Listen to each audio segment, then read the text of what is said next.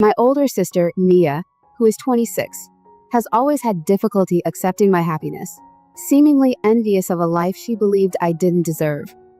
Despite her beauty and intelligence, Mia's life took a tumultuous turn after she dropped out of college to marry a wealthy man who eventually left her after seeing her true nature. Now divorced and jobless, she lives with our parents. Growing up, Mia was the star in our family's eyes, always receiving their praises, which left me feeling inadequate and overlooked. Her constant taunts during our childhood amplified my insecurities, as she would mock me, saying that no one liked me. Her actions and words created a deep-rooted sense of insecurity in me, and any attempt to voice my feelings was dismissed by our parents, who seemed blind to her manipulative behavior. As we grew older, her narcissistic traits became more apparent.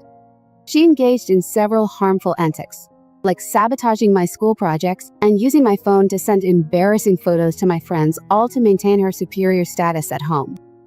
Despite the occasional scolding from Dad, Mia never faced any real consequences, which only encouraged her behavior. Things started looking up for me after high school. I worked hard, got into my dream college, and eventually landed a job that brought me great fulfillment. It was there that I met Mark, a wonderful man who soon became my partner. Our relationship flourished, filled with travel and adventure, and I was cautious about introducing him to my family due to Mia's unpredictable nature. However, as our wedding approached, my worst fears materialized. Mia attempted to seduce Mark, an act caught on camera, which finally exposed her manipulative tendencies to everyone, including our parents. Shocked by her actions, they could no longer ignore the truth and had to confront the reality of her behavior, which led to her being disowned. This painful revelation, while difficult, brought us certain relief. It marked a turning point where I could finally step out from under the shadow of Mia's influence and embrace a life with Mark, free from the turmoil that had overshadowed my 2 years. Despite my relationship with Mark flourishing, I couldn't put off introducing him to my family any longer. After dating for a year and a half, Mark began to question my hesitation. So I spoke with my dad, who was thrilled to hear I'd found someone who he deemed worthy of me. He promptly invited us over for dinner. While I was excited, I also felt stressed knowing my sister Mia's tendency to disrupt my life. Aware of my family dynamics, I had a thorough conversation with Mark about the situation. He was understanding and reassured me that he would handle whatever came our way. A few days after talking to my dad, Mia unexpectedly called me. It was odd, considering she never reached out first.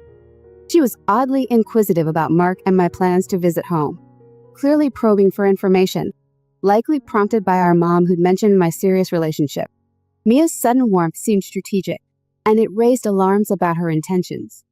Concerned, I pondered whether introducing Mark to Mia was worth the risk or if it would be safer to have my parents visit us instead. Reflecting on Mia's history helps explain my caution. Her academic prowess was overshadowed by her obsession with appearance once she started college.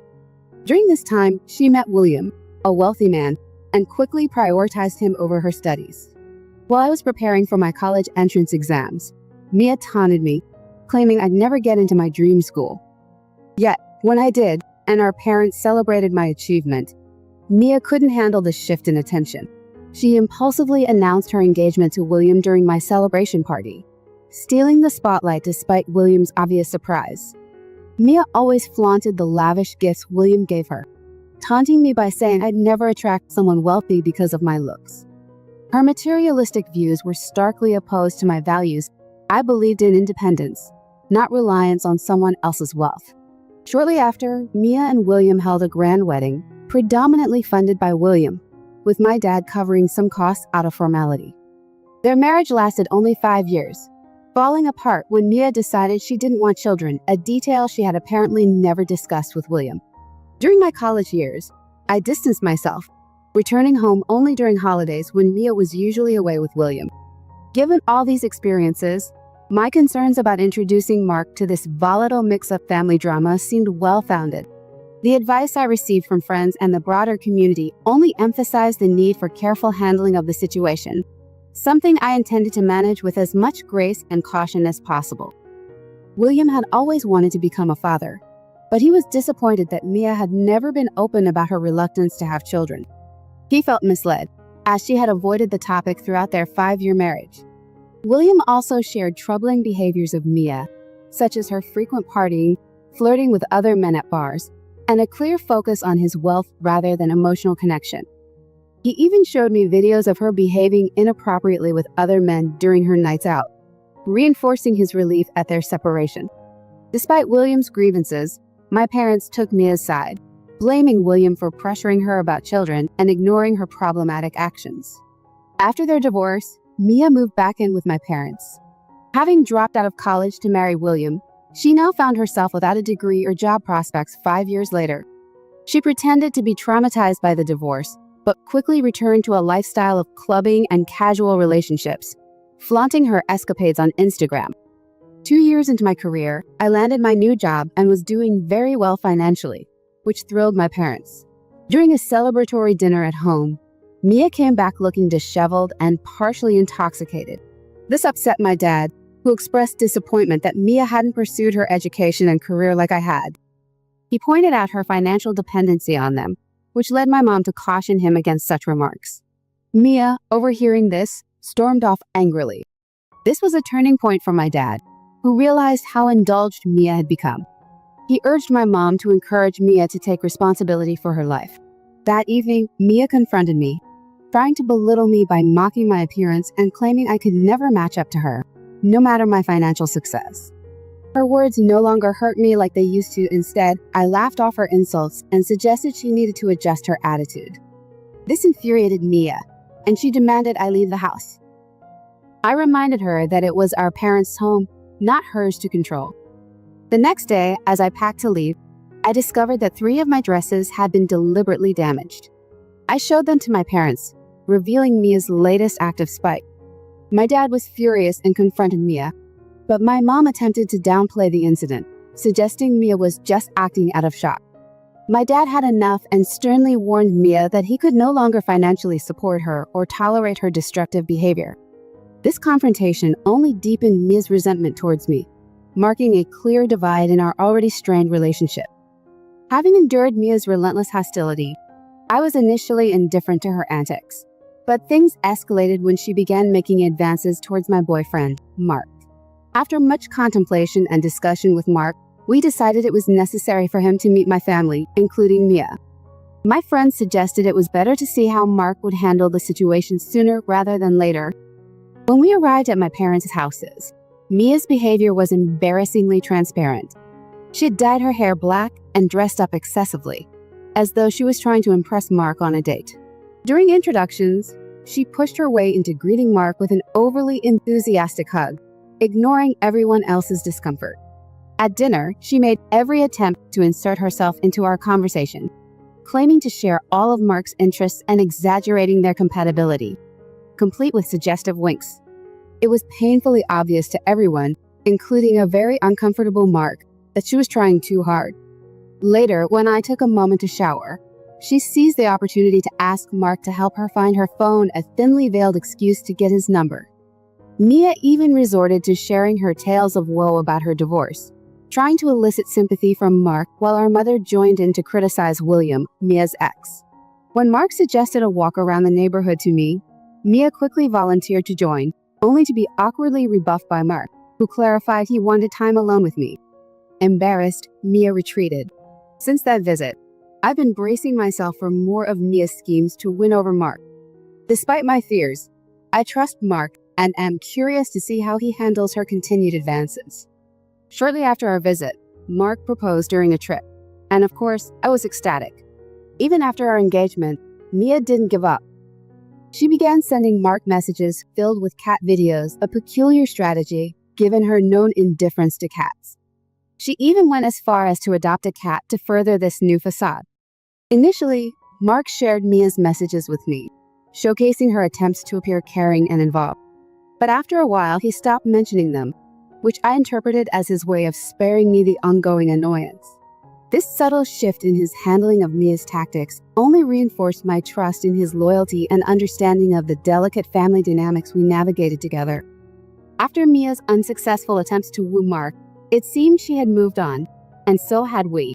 Life was bustling with our demanding jobs, and honestly, we had far better things to focus on. However, a random scroll through social media revealed that Mia had recently connected with Mark's account, actively liking and commenting on nearly every post of his, even digging through archives as old as 7 to 8 years. Feeling uneasy, I impulsively checked Mark's phone and found that Mia had been sporadically texting him, although he hadn't read her messages. Her persistence appeared in the form of missed calls too, including one at 4:10 a.m., which really set off alarms for me. I confronted Marabut, not informing me of her continued attempts to contact him. He seemed nervous, but explained that he had been ignoring her to avoid drama, thinking it best not to worry me. Mark then shared that during one late-night call, Mia had reached out in distress, rambling about her traumatic experiences with William. He had answered out of concern, fearing something was wrong.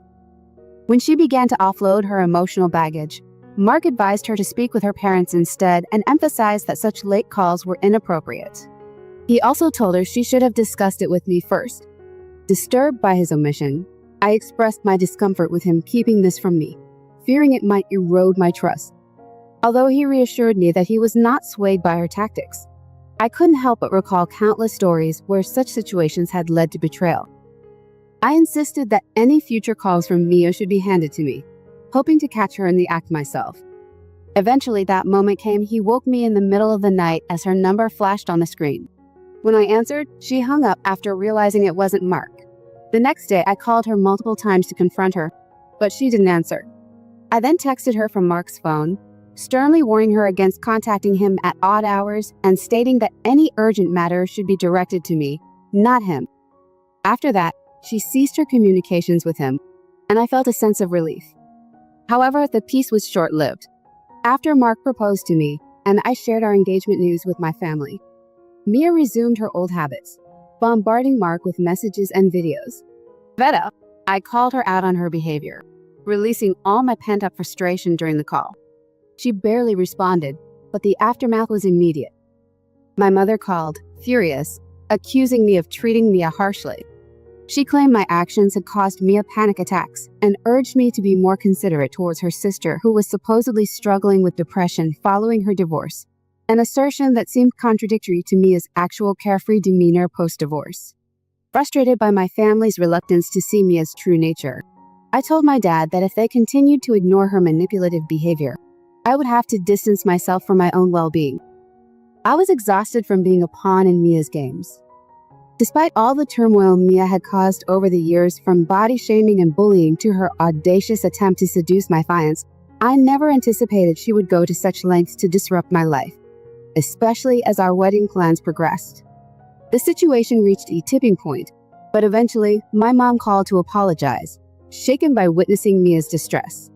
According to one of my cousins, Mia had been lamenting my happy life to anyone who would listen, showcasing a mix of envy and regret that was hard to ignore. Mia's envy reached a boiling point as she spread rumors that I didn't deserve my success or my relationship with Mark, insisting that she, being the more attractive sister, was entitled to the best of everything.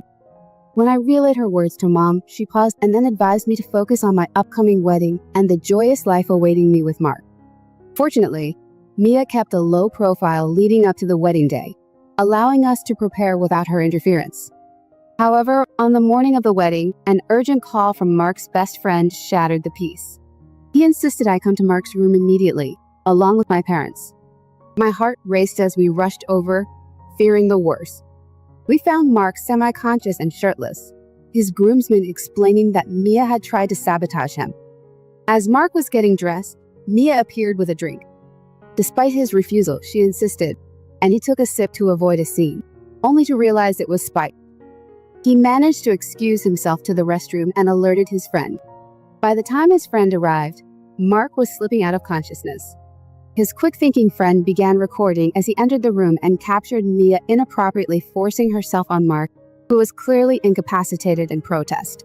Mia, caught off guard by the friend's arrival, tried to spin the narrative, claiming they were consensually involved. When we arrived and confronted her, still visibly affected by the drug, it was a horrific scene. The drink, with residue still visible, underscored the severity of her actions. My parents were mortified. When Mom confronted Mia, who who had hastily reapplied her smudged lipstick. Mia claimed it was mutual and that Mark had initiated.